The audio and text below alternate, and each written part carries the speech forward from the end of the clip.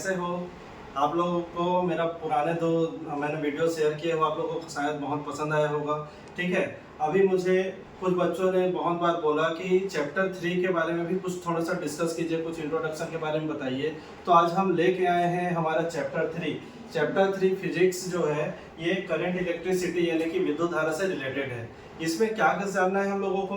हमको यहाँ पे ये सीखना है कि करंट होता क्या है, करंट किस तरफ से किस तरफ फ्लो होता है, किसको करंट बोलते हैं, किसको चार्ज बोलते हैं, कौन सा आवेश है, कौन सा विद्युत धारा है। इसके बारे में सीजी और सीबीएसई जैसे दोनों अलग अलग कोर्सों में यहाँ पे क्या आता है, बच्चों के अंदर में डाउट होता है। तो आज चलिए अब हम लोग स्टार्ट करते हैं। ये काफ़ी इंपॉर्टेंट टॉपिक है। अगर आपने हमारा चैप्टर 1 का वीडियो देखा होगा, चैप्टर 2 का वीडियो देखा होगा, तो ये बहुत जल्दी आप लोगों को समझ में भी आ जाएगा। तो चलिए स्टार्ट करते हैं करंट इलेक्ट्रिसिटी विद्युत धारा के बारे में। तो सबसे पहले हम देखते हैं कि फ्लो ऑफ इलेक्ट्रिक करंट बोलते हैं किसको। जिस सबसे पहला टॉपिक यानी कि इस चैप्टर का बेसिक यानी कि इंट्रोडक्शन होता है। क्या है इसमें हम लोग क्या लिखेंगे? Flow of electric current. Flow of electric current यही चैप्टर का पहला टॉपिक और यानी कि इंट्रोडक्शन होता है। तो सबसे पहले इसमें हम क्या बनाएंगे? हम यहाँ पे सबसे पहले दो अलग अलग कंडक्टर्स कंसीडर करते हैं। Consider two conductors, conductor A and conductor B. ठीक है, कंडक्टर ए में आप लोग देखेंगे कि कंडक्टर ए को मैं एक चार्ज प्लस चार्ज से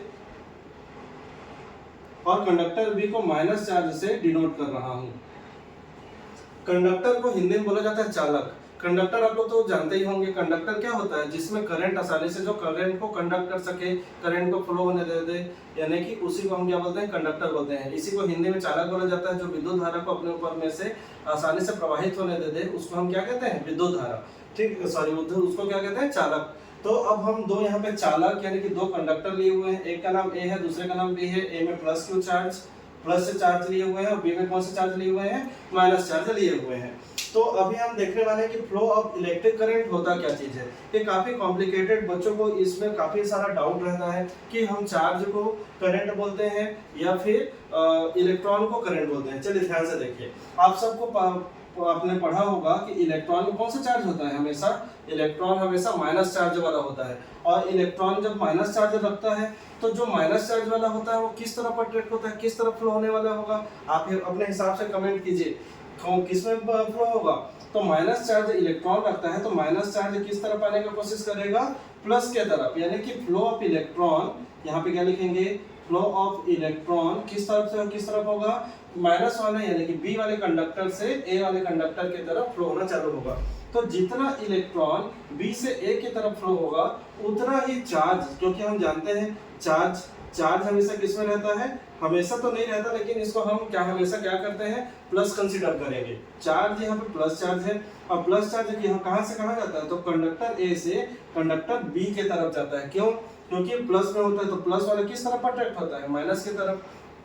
तो कहने का मतलब ये है कि बी कंडक्टर जो नेगेटिव चार्ज लिए हुए था वहां से इलेक्ट्रॉन बी से ए कंडक्टर की तरफ फ्लो होता है, जबकि जो चार्ज है वो प्लस है। प्लस चार्ज हमेशा प्लस साइड से माइनस कंडक्टर की तरफ यानी कि बी वाले कंडक्टर की तरफ फ्लो हो जाएगा।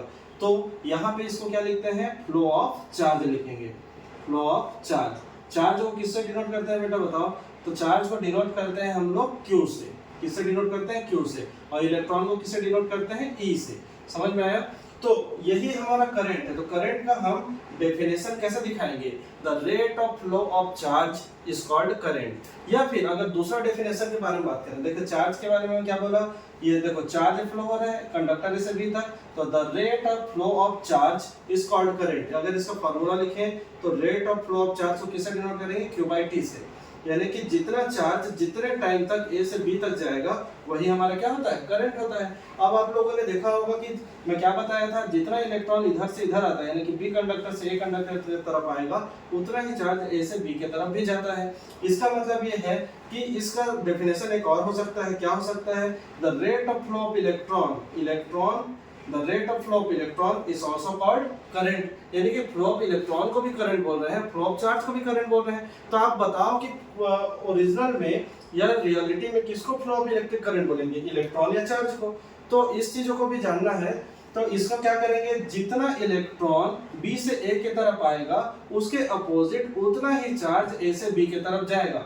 यानी कि जो करंट है वो flow of charge, the rate of flow of charge को ही हम क्या बोलते हैं, करंट बोलते हैं। अब बताइए, इलेक्ट्रॉन ई से डिनोट किया जाता है, ई का एक सिंगल इलेक्ट्रॉन को शो कर रहा है, एक इलेक्ट्रॉन ई लिखते हैं ना, तो ई का मतलब क्या, एक सिंगल इलेक्ट्रॉन, तो एक इलेक्ट्रॉन को ही बोलते हैं। तो क्या इधर बी से सिर्फ एक इलेक्ट्रॉन आएगा क्या, इधर नहीं, इधर बहुत सारे इलेक्ट्रॉन आएंगे बी से ए की तरफ। तो इसीलिए ई का को क्या अपन मेजर करेंगे, एन ई।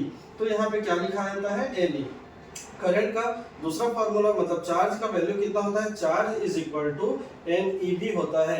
इसको चैप्टर 1 में आप लोगों ने पढ़ा होगा, quantization of charges, Q is equal to plus minus N E. यहाँ एन जो रहता है वो इंटीजर को शो करता है, यानी कि एन का वैल्यू 1 2 3 4 पॉजिटिव नेगेटिव कुछ भी वैल्यू आप यहाँ पे ले सकते हैं, ठीक है।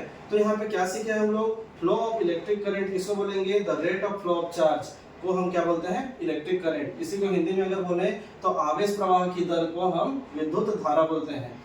विद्युत धारा किसको, करंट को किससे डिनोट करते हैं हम लोग, आई से। तो करंट विद्युत धारा आई बराबर क्या होगा, रेट ऑफ फ्लो, आवेशों के प्रवाह की दर को हम क्या बोलेंगे, करंट बोलेंगे, ठीक है। और ये जो Q रहता है किसके बराबर है, Q का मतलब यहाँ से जितना आवेश उधर गया उतना ही इलेक्ट्रॉन उधर से इधर आएगा। तो जितना Q उधर गया उतना ही इलेक्ट्रॉन उधर से इधर आ रहा है, यानी कि Q और E तो बराबर होंगे, लेकिन एक ही इलेक्ट्रॉन नहीं आता, बहुत सारे इलेक्ट्रॉन आते हैं। यानी कि n का मतलब इंटीजर, यानी हिंदी में पूर्णांक होता है, तो प्लस माइनस में पूर्णांक यहाँ पे लिया जा सकता है। n का वैल्यू क्या क्या हो सकता है, प्लस माइनस 1 प्लस माइनस 2 ऐसे करके सो ऑन, जहां तक आप लेना चाहें वहां तक ले सकते हैं। तो I का दो फार्मूला मिल गया, I equal to Q by T, या फिर I is equal to Q का वैल्यू अगर n ही पुट कर दें तो n ई बाई टी। तो ये है हमारा फ्लो ऑफ इलेक्ट्रिक करंट। सभी बच्चों को बहुत अच्छे समझ में आया होगा। आप लोग चैप्टर 3 को पूरी तरीके से जानने के लिए कमेंट बॉक्स पे कमेंट कीजिए आपको कौन से टॉपिक को और ज़्यादा समझना है, और हमारे पुराने वीडियो को भी देखते रहिए, और हमारे चैनल को सब्सक्राइब और लाइक कीजिए। Thank you.